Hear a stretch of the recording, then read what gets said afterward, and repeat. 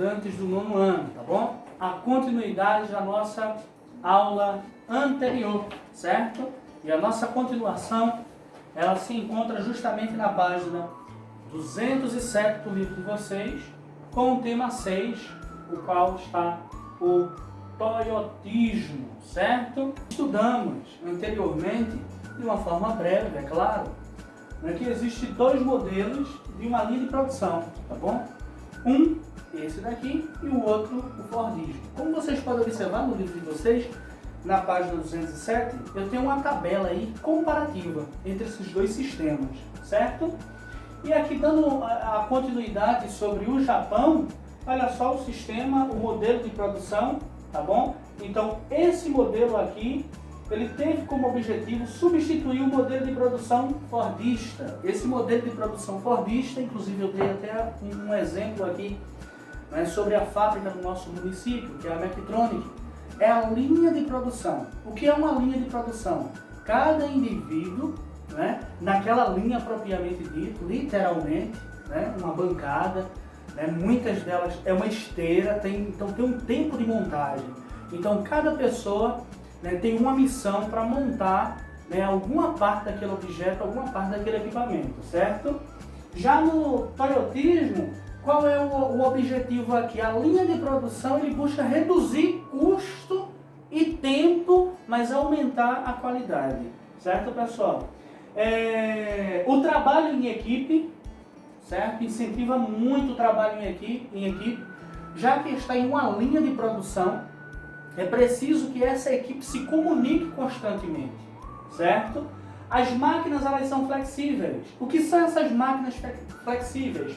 É justamente unida com a robótica. Essas máquinas flexíveis, né, elas, por exemplo, ela tem uma ponta, a qual é uma chave de fenda, né, e dependendo da necessidade, essa parte aqui da máquina, ela é trocada rapidamente, né, e passa a ter, vamos dizer aqui, uma máquina específica para furar determinado equipamento. Então é o que a gente chama de máquinas flexíveis. Não é apenas o movimento, mas a capacidade de reutilizar essas máquinas em várias outras funções. Ok, pessoal? A gente também tem aqui, nesse sistema, maquinários de última geração. Então logo essas três temáticas aqui estão unidas, né? Máquinas de última geração, robótica, logo são máquinas flexíveis. Então é uma máquina que dá para ser aproveitada constantemente em diversas outras funções, certo? Algo também muito interessante que aconteceu justamente nesse modelo aqui e no Japão, a gente tem a desconcentração, não é? Espacial. Olha só onde aparece aqui, ó, geografia da atividade industrial. O que significa isso? Né? Então, cada lugar de um país ou do planeta é responsável pela produção, né, de um determinado equipamento. Por exemplo, um automóvel é um exemplo mais clássico para esse tipo de assunto. Né? Então, uma fábrica, ela não tem a capacidade de produzir todos os equipamentos de um automóvel. Então, existe a fábrica de vidros, existe a fábrica de borrachas, pneu, existe a fábrica de óleos, existe a fábrica das pastilhas de freios e assim por diante. Então, essa desconcentração, tirar, né, essa hegemonia de um mesmo local geográfico. Então, vários locais, várias indústrias especializadas para a produção de determinado equipamento, certo? O tempo justo trabalha muito. O que é esse tempo justo? Né, isso aqui alegra muito o capitalismo. Então, um tempo justo, em outras palavras, não perder tempo na linha de produção. Certo? Então tem um tempo justo. Bora, pessoal, né? Tá produzindo. Então se a gente estiver perdendo tempo, a gente também está perdendo dinheiro. Então bora aproveitar o tempo, certo? Houve uma desvantagem aos trabalhadores. É claro que houve uma desvantagem. Entrou muita tecnologia. Só esses três pontos aqui, ó, já eliminou uma classe extraordinária de trabalhadores. E os trabalhadores que ainda estão nesse tipo de linha de montagem é justamente os trabalhadores que se dedicaram né, nos estudos, ou seja, passaram de simples operários para começar agora a prestar manutenções a esse tipo de maquinário aqui, pessoal. Certo? Vamos seguir. Olha aqui, eu tenho uma máquina, flexibilidade, tá bom? Não é apenas no movimento, mas na capacidade. Aqui elas têm garras, certo? Mas essas máquinas aqui, elas também têm uma adaptação para uma chave de fenda, para uma determinada furadeira e assim por diante, certo? Ah, professor, e por que tem essas determinadas marcas aqui? Para associar com o nosso assunto. Vocês lembram? Olha só, tem algo aqui muito interessante no livro de vocês, que é na página 107, tem uma comparação aqui. Fordismo e Toyotismo. Fordismo, olha a comparação. Primeiro ponto, defeitos no produto só eram identificados no final da linha de produção. No Fordismo, produz e só vai identificar o defeito quando ele está no fim. Ok? Aí vai lembrar do tempo justo. Nesse mesmo comparativo eu tenho o Toyotismo. Olha só, os operários interrompem a produção a qualquer momento para consertar falhas.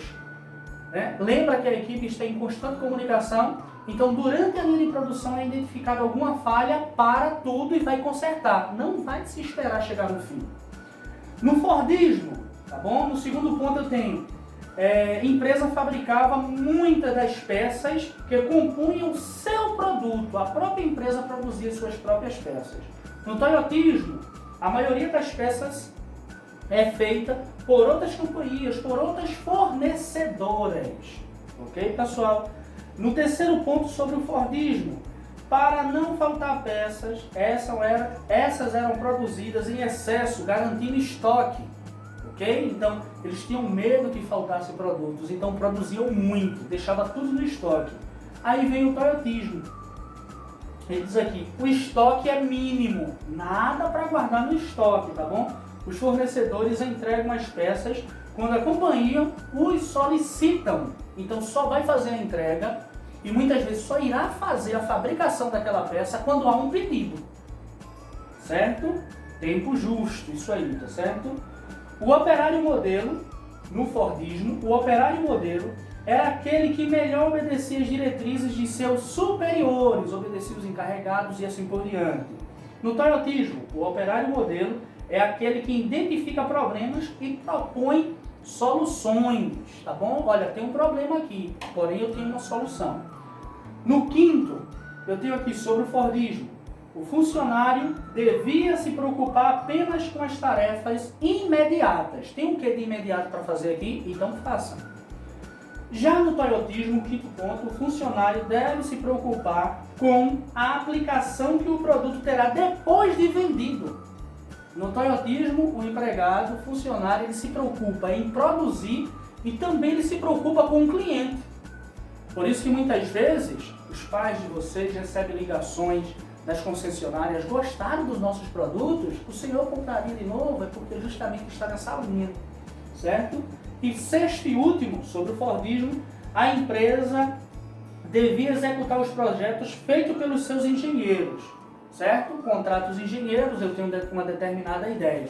Se o engenheiro aprovar, tudo bem.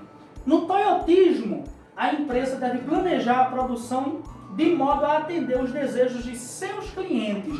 Não é o engenheiro que vai dizer qual é a melhor forma para a empresa operar. São os clientes que irão dizer. Lembra da pesquisa de satisfação? Casa direitinho aqui com o Toyotismo. Então a empresa ela se preocupa, ela sempre está perguntando, ligando para os pais de vocês, ligando muitas vezes para vocês, indo porta a porta fazer pesquisa. Olha, o que mudaria? Lembra da caixinha que tem em muitas empresas? Caixinha de sugestão. É justamente estar nessa linha do Toyotismo. Observe que a nossa temática, ela não está distante, não é uma questão somente do livro, está no nosso dia a dia, certo? Então aquela caixinha de sugestão é dizendo, cliente, o que a gente pode melhorar aqui? É você quem dita o ritmo de uma empresa. Logo, irei explicar qual é o motivo dessas marcas estarem aqui. Tem tudo a ver com a linha do Toyotismo, certo? Por quê? Qual é o principal objetivo do Toyotismo? Tempo justo. E o que é esse tempo justo? Só vai produzir se você pedir. Então observe, por exemplo, as revendedoras ou revendedores desses determinados produtos aqui. O que é que ele tem em mãos? Uma revista. Sai de porta em porta. Quer comprar meus produtos? Aí as pessoas que querem fazer a compra daquele determinado produto, assina ali, coloca uma identificação. Depois esses revendedores abrem uma página na internet e vai jogar esses produtos, ou seja, vai fazer a solicitação desses produtos. A empresa está lá, só esperando o pedido. De repente chega o pedido. Olha, fulano quer 2 pedidos, 4, um perfume, né? 2 maquiagens, água não sei de que e assim por diante. Aí a empresa vai pegar aquele produto ali, já está marcado, já está vendido, porque foi você que pediu. A partir do teu pedido ele vai produzir e depois de 15, acredito que 15, um mês, chegam os teus produtos. Ou seja, é a linha nada mais, nada menos do que o toyotismo que a gente está estudando aqui. Acontece justamente aqui, espera os pedidos. Nada de deixar nada em estoque. Certo, pessoal? Já aqui você pode ver, ó, a gente vai trabalhar, né, sobre o Japão, é claro, a agropecuária, né, trabalhar com a terra, com os animais. E tem um detalhe extraordinário aqui, pessoal. 75% é composto por montanhas. Esse tipo de terreno, pessoal, é muito difícil, principalmente para o acesso de máquinas, já que eles gostam tanto de tecnologia, tem sofrido bastante com isso aí. Mas isso não tem interrompido a produção, principalmente do arroz, tá bom? E outros conteúdos que também ele vem produzindo. Cerca, olha só, outro dado importante, cerca de 80 vulcões, né, em seu território. Né? É cerca, pode ser mais. Ok? Então o que significa abalos sísmicos? O que significa tsunamis e assim por diante? Olha só, a cadeia de dificuldades que esse país tem para desenvolver uma atividade, né, na área da agropecuária, tá bom, pessoal? E tem aqui como destaque o cultivo do arroz, tá bom? A pesca, né? Muito produtiva, por sinal, para esse país, né? Um questionamento, uma briga muito grande, a maior parte da pesca que eles vêm desenvolvendo, né, em mares, né, é justamente em territórios de outros países, né? Mesmo assim eles têm recebido destaque. Mas assim, no fim das contas, o que eu quero mostrar para vocês, veja o nível de dificuldade que esse território aqui apresenta, mas em nenhum momento eles desistiram, ok? Em nenhum momento eles desistiram. Pessoal, como vocês podem observar, né, combinando lá com as dificuldades que eles tiveram na área da agropecuária, né, na década de 80, 90, os japoneses passaram por grandes crises, tá bom? Principalmente teve uma crise nos tigres asiáticos, que é a união de países fortes no desenvolvimento, né, na produção e em tecnologia. Teve uma grande crise. E essa crise despertou na população a desconfiança. A população desconfiada passou a consumir menos. E isso, para um sistema financeiro, é uma questão caótica. Porque isso aqui, ó, não é legal para um sistema financeiro. Principalmente para o sistema capitalista. Consumir menos, consumir mais, certo? Aumento da população idosa foi outra sequela, né? Lembra que no 8º ano, 7º ano, a gente diz, olha, tudo nesse mundo tem 2 lados, certo? Então, se eu tenho um aumento da população idosa, significa o quê? Que esse país aqui, ele tem uma boa qualidade de vida, por isso que as pessoas estão vivendo mais. Porém, uma população idosa irá implicar em quê? Falta de mão de obra nas indústrias, certo? Aumento nos recursos, que aqui no Brasil a gente chama do INSS, de aposentadorias e assim por diante. Por quê? Tem muitos idosos e poucas pessoas, mão de obras novas para financiar tudo isso aqui. A população idosa é menos consumista, ok? Por quê? Já chegaram em um certo estágio, né? Então não são facilmente atraídos pelo comércio, tal. Então é um consumo eu não diria menos consumista, mas eu diria que um consumista mais consciente e assim por diante. Aumento do desemprego. Né? Começou nesse período de crise, por isso o nome crise, aumentou extraordinariamente, né, o número de desempregados. Aumentou a dependência dos outros países. Eles já dependiam dos produtos dos outros países, agora que depende mais ainda. Certo? E para conter a crise, o que foi que eles fizeram? Incentivos na indústria e na agricultura mecanizada. Certo? Isso significa que se essas pessoas aqui que fazem parte desse grupo não conseguiram se atualizar, eles não conseguiram ingressar aqui, né? Porque agora é mecanizada, certo, pessoal? E seguindo aqui, né, no ano de 2011, né, lembrando que por ano, nesse território a gente tem mais de 1.000 registros de abalos sísmicos, e como resultado a gente tem aqui o tsunami. O tsunami é nada mais, nada menos, né, do que a sequela de um abalo no fundo do mar. Tá bom? Isso aqui é a sequela no fundo, né, dos oceanos. Então mexeu, né, com a camada rochosa e como sequela a gente tem aqui um deslocamento de uma massa líquida, a massa de água. E observe como escala aqui, ó, né, para você ter a proporção do tamanho da onda. Olha os carros, tá bom? Olha aqui os postes, as avenidas, para a gente ter uma proporção do tamanho dessa onda, tá bom? E arrasou com o Japão. Acabou praticamente com o Japão, matou muita gente.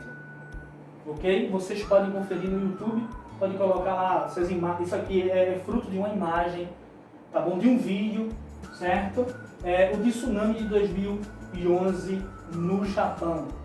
Foi aterrorizante. Agora, por incrível que pareça, é uma região que, de uma certa forma, está acostumada com esses eventos aqui. Já vimos no 7º, no 8º ano, né, que o Japão está justamente no encontro de diversas placas tectônicas. Então, né, seria estranho se não acontecesse, né, algo nesse porte, né, infelizmente. E isso aqui é proposital, ficar praticamente no final da nossa aula. Observe que até então, sobre o Japão, eu apresentei muitas desvantagens, certo? Eles tinham tudo para dizer assim, esse ano acabou. Esse ano não adianta mais lutar. Tá tudo... Não. Olha só, destaquei alguns pontos, lembrando, não deixe de fazer a leitura do livro didático de vocês. Tem muito mais conteúdo lá, vocês vão gostar, tá bom? A educação, olha só, os princípios. Valoriza a história do território, da família, do país. Se você gosta do Japão ou não, vai para lá, valorizar a história de lá. Certo? A cultura valoriza, né, o aspecto cultural desse país. Certo? Muitas escolas, olha que interessante, não tem funcionários de limpeza. Que podridão, né? Puro engano.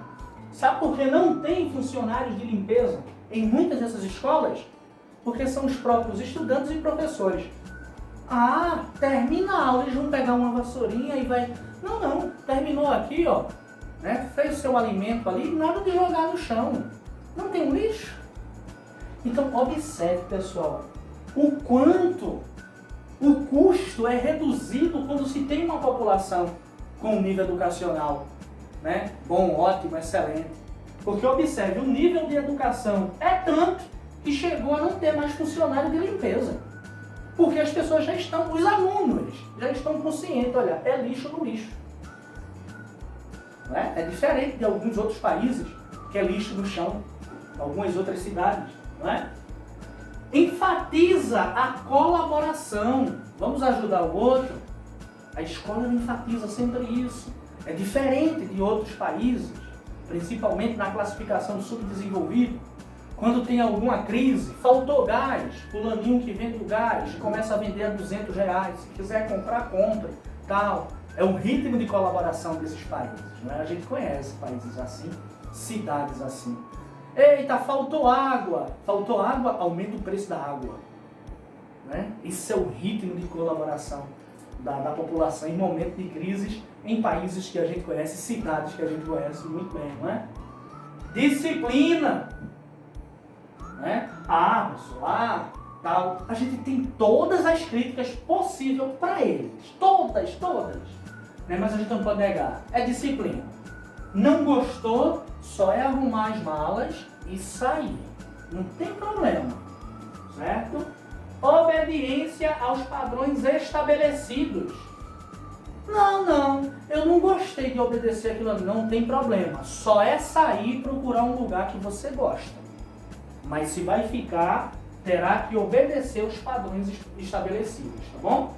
A população, olha só, o sonho. A população reconhece que a educação, veja só, o que é que eu tenho aqui? A população, observe que eu não tenho aqui, viu?